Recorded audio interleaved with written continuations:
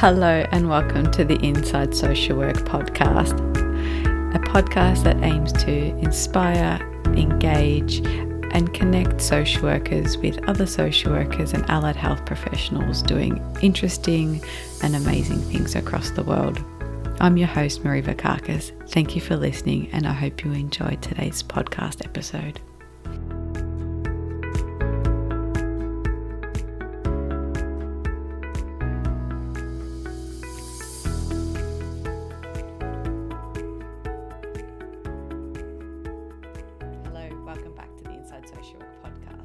Today's episode, I interviewed a social worker and fellow podcaster, Jasmine, and Jasmine had some really amazing things to talk about. Some of the experience that she's had as a social worker is incredible and really, really diverse. And she also has learned a lot from some of the guests on her podcast. We talk about her journey, having students on placement, and a bit of time on self-care. What are some of the things that she does for self-care and some of the things that sustain social workers in their careers? I hope you enjoy my interview with Jasmine. Today I'm really excited because the roles are reversed and I get to interview someone who not so long ago interviewed me. So I'm welcoming to the podcast Yasmine McKee-Wright. Welcome to the podcast, Jasmine. Thanks so much, Marie. Really honoured that you reached out and showed interest in my work and really looking forward to chatting. Awesome. For those listening, can you share a little bit around your journey and what you do and where you are now?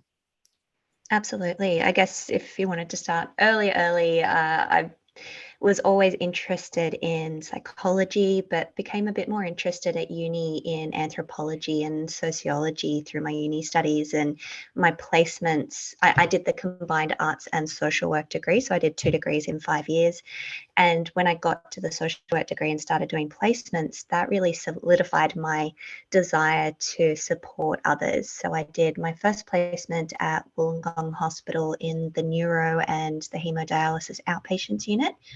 And then my second placement was at a small organisation in Lakemba called Canterbury City Community Centre.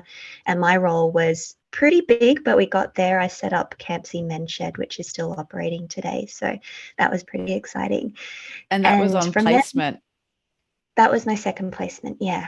That's an amazing achievement. I'm a bit of an overachiever. So give me a task and I'll do what I can. Yeah, but after that, after working in the community, I just became really passionate about community work. And so from then I was looking for anything I could do in community. And my first role out was at a migrant resource centre here in Sydney. And it was supporting people who were newly arrived. So refugees and refugees and migrants who were new to the country. So the role was called Settlement Support and Complex Refugee Case Management. But as you might imagine, as a social worker in that role, it became so much more. There was a lot of therapy. There was going and helping people set up homes and education and just getting them what they needed to feel comfortable creating a new life in a new country. So absolutely loved that. And from there, I moved on to hospital work. So I was at the Migrant Resource Centre for about 4 years. And after that, moved on to working at St Vincent's Hospital in their rehab unit. So as part of that, there was lots of guardianship applications and supporting people through that process. And I was particularly interested in orthopedic and neurological rehab. And I had the fortune of completing a master's degree by research while I was at Vinnie's. And that was exploring the information needs and trial of a new resource for caregivers of stroke survivors. So I had an amazing experience with Dr. Rosalie Pocket, who this year was awarded Member of the Order of Australia, absolute champion.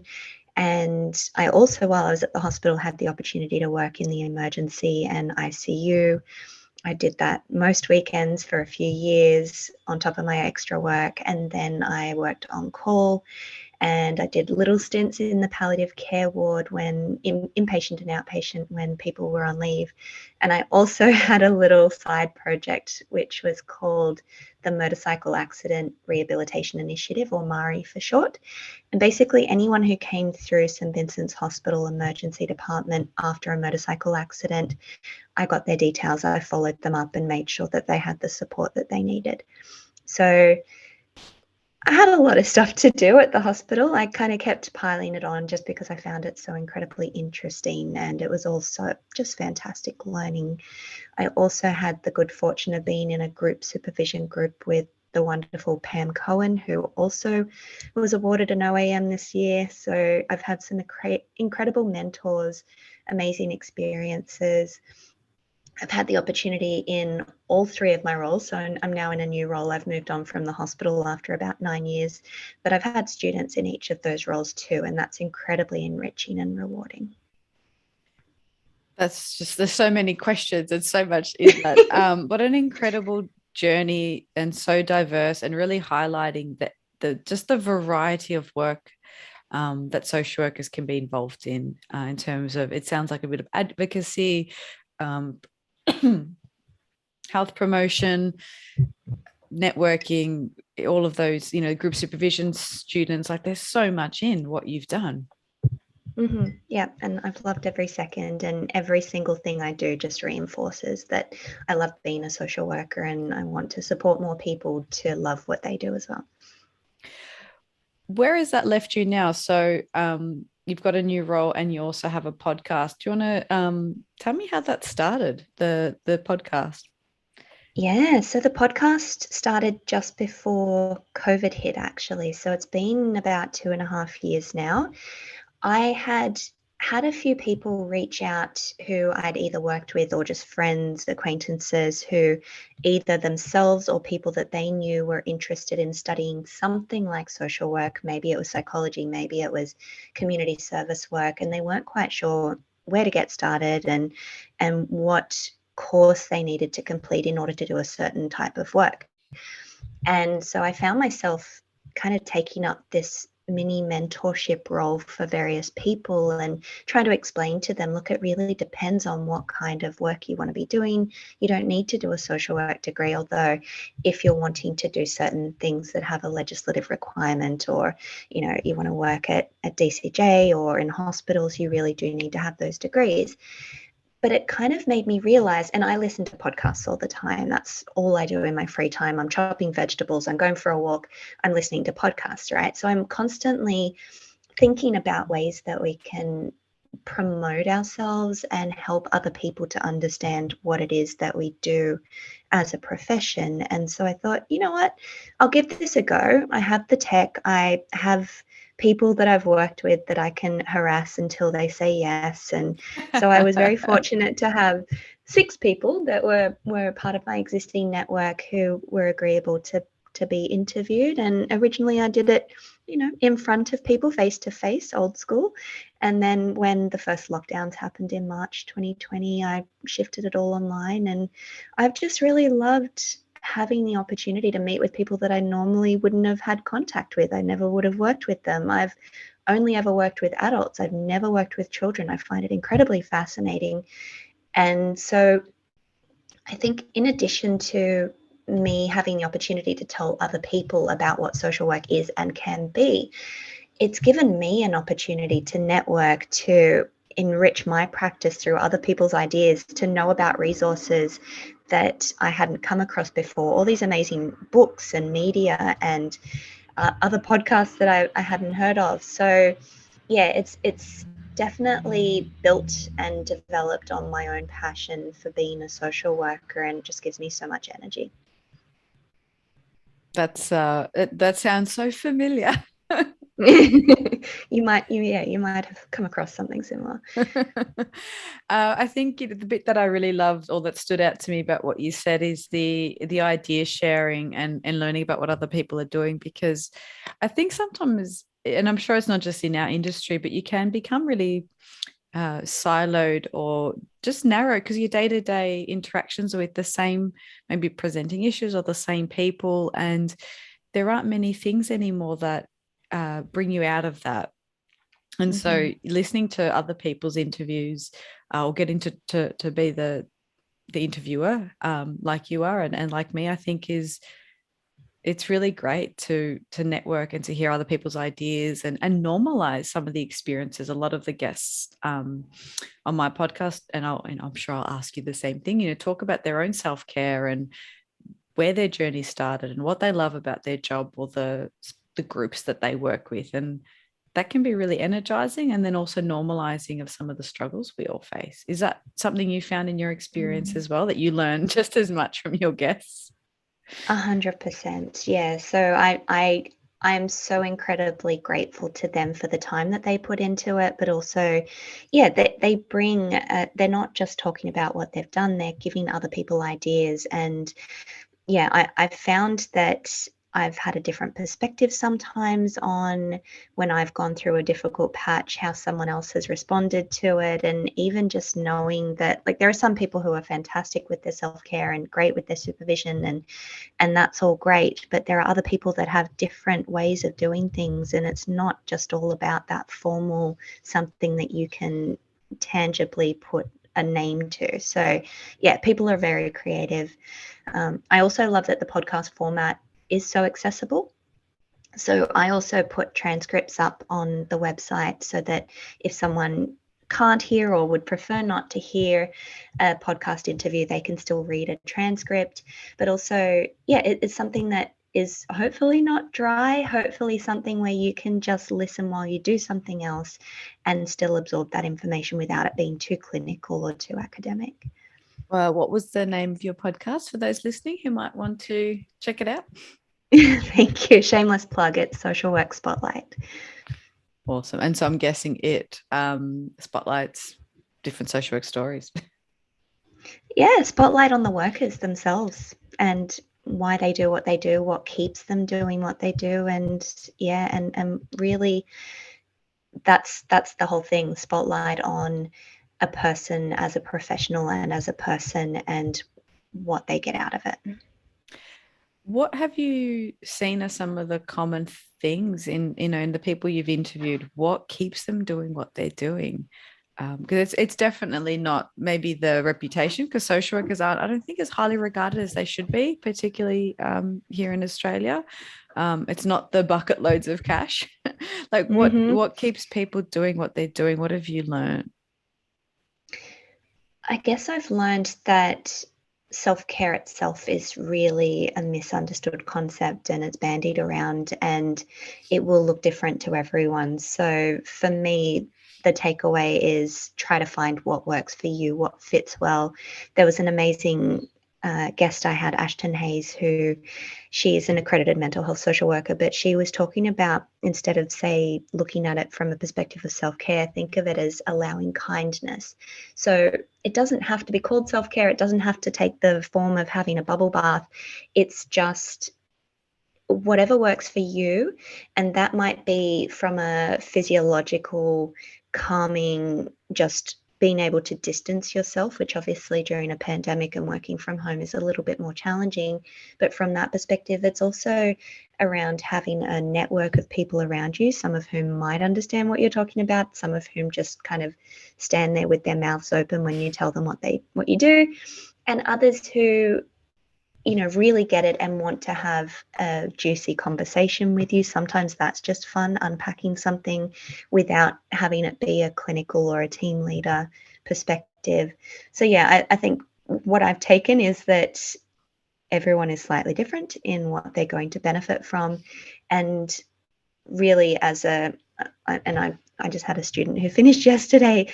What I was saying to her is that you put so much pressure on yourself as a student and as a starting social worker, you know what you're talking about. So once you've found your groove, once you've found your confidence, and once you've found yourself in an organization, a culture that is supportive of you, just be confident in what you're doing and try not to be your own worst enemy, which is what normally happens. So people end up criticizing themselves or thinking, I failed someone. Think of it as, stuff happens regardless of whether you're there or not. If you can make a difference to one person a day, or you can just feel as though you've made that person's journey through whatever they're going that much easier, that's a good place to step back and think of it that way. Some really, really good things in what you said. We've had Ashton on the podcast as well. I don't think we're talking about self-care, but I can't remember exactly. I like that idea of, maybe reframing it to, it's not self-care of a bubble bath. It's showing kindness. And I think, and I'd be curious to hear your thoughts on this, because I suspect I know the answer, but is part of your self-care also engaging in learning, and, those sorts of things seem to excite you? Is that, if I kind of piece that together well?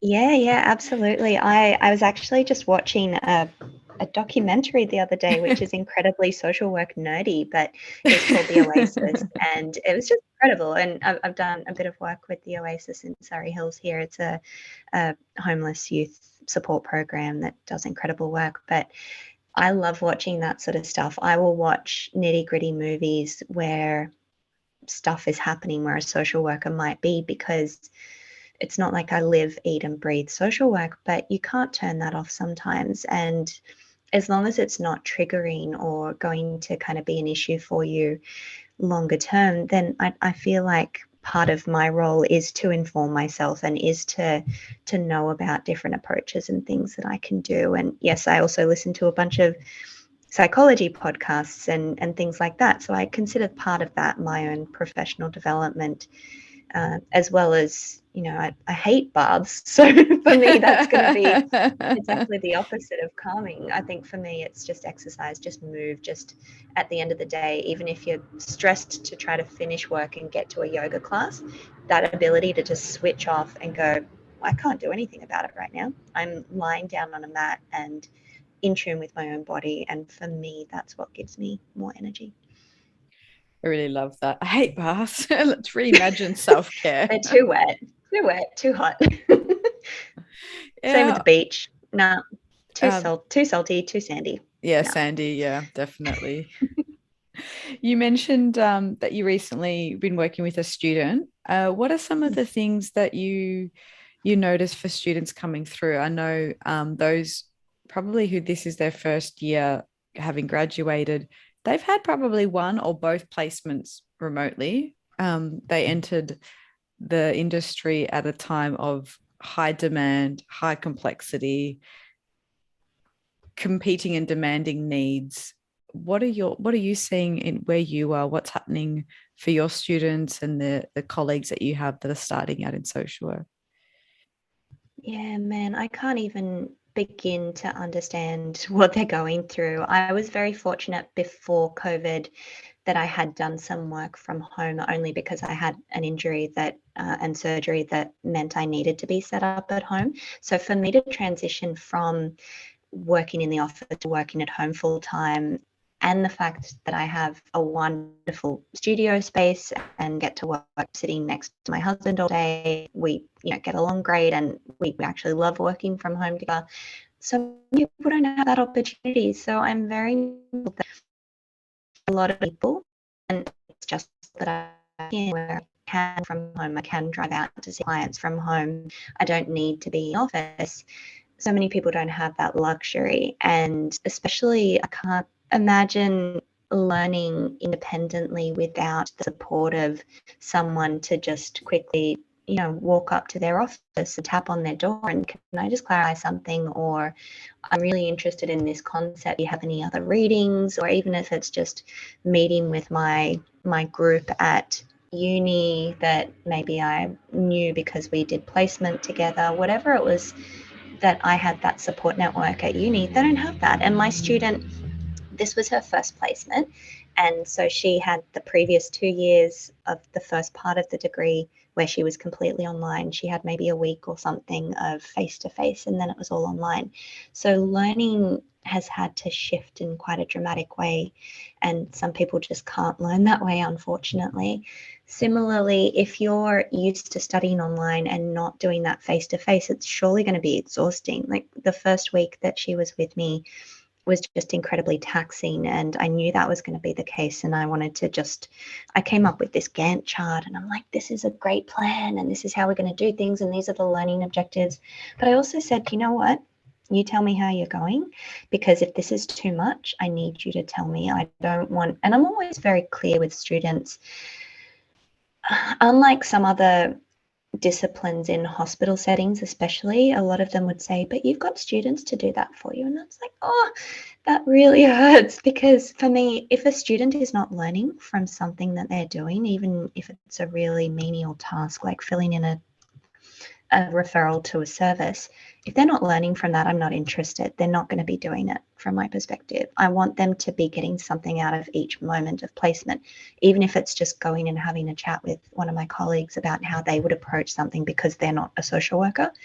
So yeah, I guess coming back to the question, I can't imagine how much more difficult it would be. First of all, just and especially for these social work students who are finishing this year and having to go out into the big world and really unsure whether they're going to be able to manage 100% on a ward or in a community setting or having to work from home full time. The uncertainty around that is just so much more than we ever had to experience pre-pandemic. So yeah, my advice was, really don't be so hard on yourself. Don't assume that you need to know everything, and ask questions, because I love questions. It shows that you're thinking about something. It shows that you're interested in what's going on. And I was very fortunate that my student picked things up so incredibly quickly, which in an insurance setting can be very hard to do, just getting the wording right and getting the context right. I think you're so right in terms of the difficulty adjusting to remote and then also adjusting back or balancing both. Because some of them are muscles that we haven't really used. Some never used. Some of us have never worked from home. So adjusting to that. The previous guest that I had before you was talking around, what energized her was taken away, networking with people, meeting friends, exercise at the gym, so all of those things are so important. And then I've also heard people say, I quite liked working from home, so I felt really fatigued and overstimulated and overwhelmed by the hustle and bustle of an office setting. But I think for placements especially, I do feel for those who had both placements be remote, because you don't get that. Let's chat over a cup of tea. Let's have a coffee and check in. And I know I missed some of the, warning signs for my students that maybe they weren't going okay, because they'd show up for our kind of Zoom meeting and then log off. And unless they told me, it was really hard to notice. It's hard to see and reach out and build that safety, that psychological safety in those interpersonal relationships. Absolutely. And I think that's what made me even more determined to have a student. I've been where I am now for 4.5 years and hadn't had a student in this role. And I think after speaking particularly, I had Dahlia on the podcast, who's one of the field education officers at UNSW. And having spoken with her, it just really ignited that passion for having students. And I thought, I can make this work. I don't care what has to happen. I will talk to the right people. I will get the equipment. And it turns out she's was incredibly more resourced than any of the other students that I've had, because all of a sudden I can give her a laptop. I can give her an extra monitor. I can give her a headset. Whereas every other student I've had before has shared my computer, not had any of that stuff for themselves because the resources weren't there. All of a sudden I'm in an organization where I can. And so it meant that she could do so much work by herself. She could adjust really quickly. And yeah, I was just really determined to give someone a placement when I know that so many people were struggling to get placements. Yeah, I definitely want to try and make another one work very soon. It's time consuming, but also so rewarding. And everyone that's a social worker was given a chance by someone. So I think it's such an important thing to give back to the industry. Apart right. from, so you hate baths, the soapy, bubbly, hot water. It's too wet. What do you what do you do for I self-care? can't listen to my podcast while I'm doing it. That's okay. You digest a lot of information, podcasts, professional development. You said, documentaries. What else do you do? Like, how have you? What's your self-care? What do you do for you? Yeah, I exercise probably too much, some might say, but I'm at the gym maybe 6 days a week. I do at least 1 or 2 classes every time I go.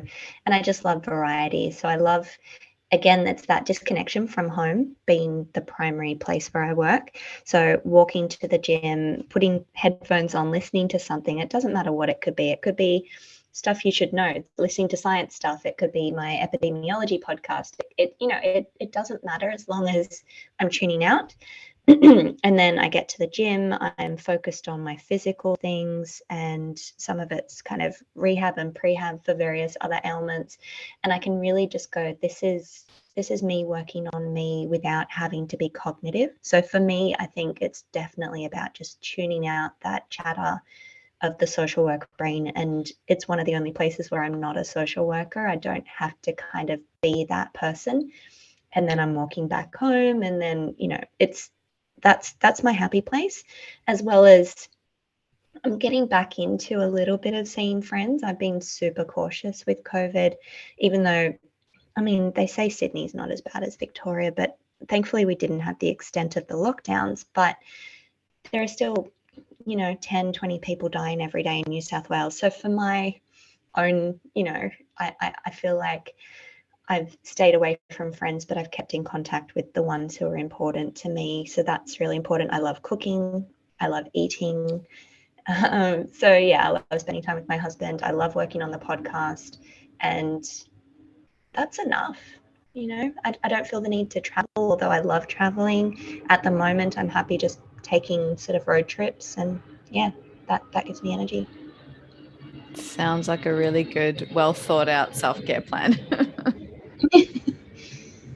Is that something you recommend for students to do? Is actually have a brainstorm about what they can do daily, weekly? I think yes and no, because some people appreciate having that structure.